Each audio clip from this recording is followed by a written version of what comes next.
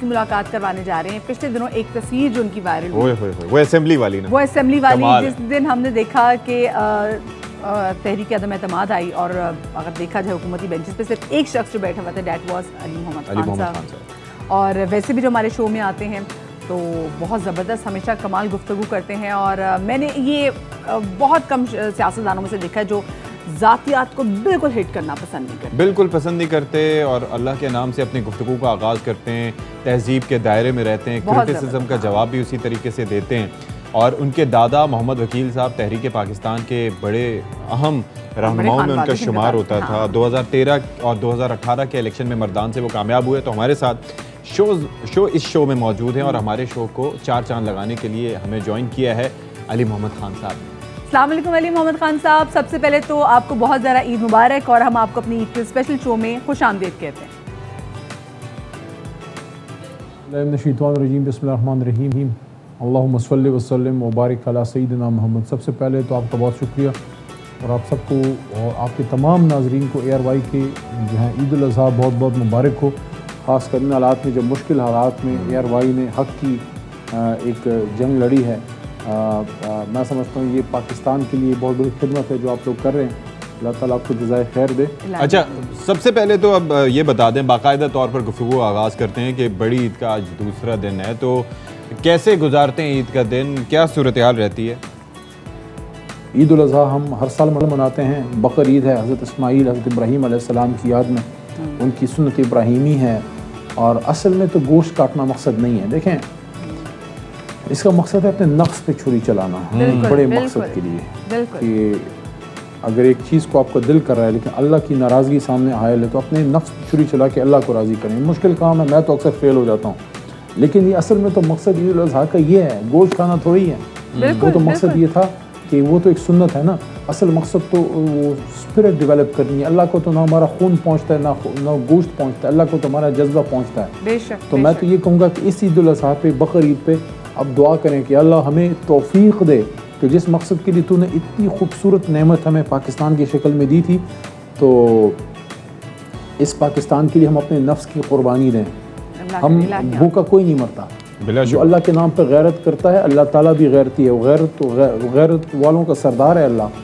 اگر ہم اللہ پہ غیرت کھائیں کہ بھئی میں حرام نہیں لاؤں گا اپنے بچوں کے سر بدن میں, حرام نہیں چلاؤں گا اپنے گھر میں بھوکا رہ جاؤں گا, میں چٹنی کے ساتھ کھا لوں گا, میں حرام نہیں کھاؤں گا, میں ملک کا گوشت نہیں نوچوں گا, خون نہیں چوسوں گا, اللہ تعالیٰ آپ پہ رحمت اور برکت کے خزانے کھولے گا. تو میں کہتا ہوں اس بقر عید پہ ہم یہ اپنا فیصلہ کریں. میری ایک ریکویسٹ ہے, میسج نہیں ہے, میں میسج کے قابل نہیں ہوں, میں صرف صدا بلند کرتا ہوں, میں صرف دائی ہوں. میں درخواست کرتا ہوں کہ ہم اللہ سے مانگیں کہ اللہ ہمیں توفیق دے کہ ہم اپنے ملک کے لیے قربانی دے سکیں. الہی آمین. اب ذرا عید کی بات, ہم تھوڑی عید کے والے سے بات بھی کریں گے. مجھے یہ بتائیں, بطور سیاستدان آپ عید کیسے مناتے ہیں؟ گھر والوں کے ساتھ آپ زیادہ ٹائم سپینڈ کرنا پسند کرتے ہیں, یا پھر کارکنوں کے ساتھ بھی, کیونکہ آف کورس آپ کے کارکن بھی آپ سے ایکسپیکٹ کرتے ہیں کہ آپ ان کو بھی اتنا ہی ٹائم دیں, تو مشکل تو نہیں ہوتی آپ کو؟ پہلے تھوڑا شروع میں مجھے مینیج کرنا مشکل تھا, کیونکہ میرے بھائی بہن نہیں ہیں, تو پولیٹکس میں اور سب چیز میں اکیلا ہی کرتا ہوں, تو یعنی کہ تھوڑا ہیف ہیزرڈ ہو جاتا تھا. اب تھوڑا مینجمنٹ بہتر ہو گئی ہے, ہلکے کو بھی ٹائم دیتے ہیں. امی میری جو ہیں وہ ماشاءاللہ حیات ہیں, والد صاحب تو نہیں ہیں, تو ان کو زیادہ فوکس ہے. اور اس دفعہ جب پاس ہوا تو ان کو اپنے ساتھ اسلام آباد لے کے میں آیا ہوں, تاکہ جتنا بھی ٹائم باقی ہے زندگی کا امی میرے ساتھ رہیں. کیونکہ جو بھی ہوں میں اپنی ماں کی دعاؤں سے ہوں. اکثر لوگ پوچھتے ہیں اس رات تم کیوں اکیلے ادھر رہے اور تم نے کیوں ادھر کیا, تو میں اس رات اسمبلی میں اکیلا اس لیے رہا, ایک تو میری ڈیوٹی تھی, میرا لیڈر نہیں تھا, مجھے اس کی جگہ ہونا چاہیے تھا, اور دوسرا یہ کہ میری ماں مجھے اکثر یہ بات کرتی ہیں پشتو میں, اس کا مفہوم یہ ہے, پشتو میں کہتی ہیں ڈزو کے خپلا مورچہ خالی پرین ہوئے, اس کا مفہوم یہ ہے کہ لڑائی میں اپنا مورچہ کبھی نہیں خالی چھوڑنا.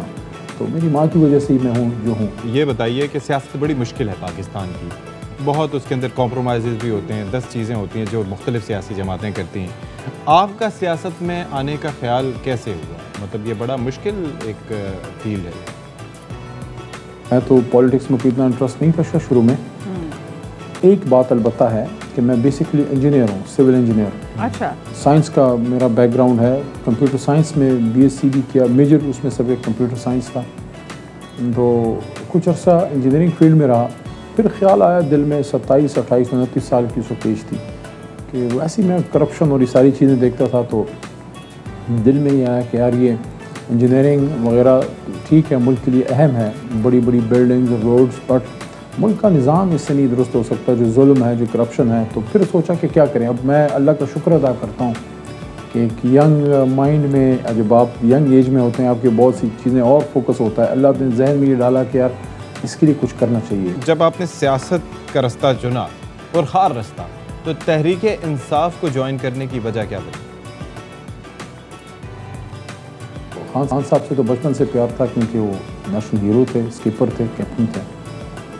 میرے چچا ہیں، انہوں نے مجھے کہا دیکھو ہم پاکستان بنانے والا خاندان ہیں، ان لوگوں میں سے ہیں ملک بنایا. تو اب یہ ملک کی بڑی بری حالت ہے.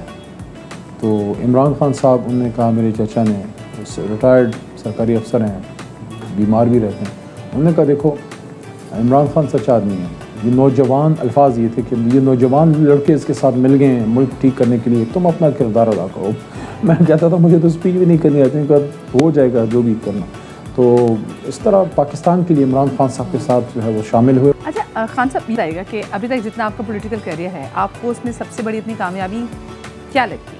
خاتم النبیین صلی اللہ علیہ وسلم کی قرارداد میرے سے اللہ نے پاس کروائی تھی، بہت سے اور تقاریر کی، سب کچھ کیا. اس رات کی تقریر سے بھی زیادہ میرے لیے اہم ہے، میری زندگی کا سرمایہ ہے کہ جب اوپر جائیں گے تو اللہ کے سامنے رکھیں گے کہ وہاں آپ کے حبیب صلی اللہ علیہ وسلم کی حرمت کی تو حفاظت میں تھوڑا سا ایک قطرہ ہم نے بھی ڈالا تھا. اور اللہ تعالیٰ کبھی بھی اپنے غلام رسول کو کبھی رسوا نہیں ہونے. یہ میری بات یاد رکھیں. عبادتوں کا اس سے کوئی زیادہ تعلق نہیں ہے، وہ ایک علیحدہ چیز ہے. وہ تو ما خلقنا الجن والانس الا لیعبدون، اس لیے تو پیدا کیے. لیکن فرق کیا ہے؟ غازی علم دین شہید کوئی بہت بڑا حافظ قرآن شاید نہیں تھا، بہت بڑا مفتی نہیں تھا. یہ اللہ سے مانگیں. اور جب آپ غلام رسول ہوتے ہیں، حرمت رسول پر سٹینڈ دیتے ہیں، دنیا آپ کے خلاف ہو جائے، آخر جیت آپ کی. یہ مودت کی باتیں ہیں، یہ محبت کی باتیں ہیں. بالکل بالکل خان صاحب، بالکل آپ نے بہت پیاری بات کی. تھینک یو سو مچ جی. علی محمد خان صاحب ہمارے ساتھ موجود تھے اور عید کا موقع ہے اور کچھ ہم نے ذرا سیاسی بڑی باتیں بھی کی. انسپریشنل گفتگو کی، اور کتنا پازیٹیوٹی سے اور ایک پاک صاف طریقے سے وہ چاہتے ہیں کہ سیاست کو ایسے ہی ہونا چاہیے. چلے جی، ہم ایک چھوٹی سی بریک کی طرف جا رہے ہیں، لیکن آپ لوگوں نے نا ٹس سے مس نہیں ہونا. ہاں ٹھیک ہے، گھر کے کام کاج کرتے رہے، لیکن ہلنا کہیں نہیں ہے، کیونکہ آج عید پہ ہم آپ کے ساتھ ہیں. کہیں مت جائے گا، بریک کے بعد ملتے ہیں.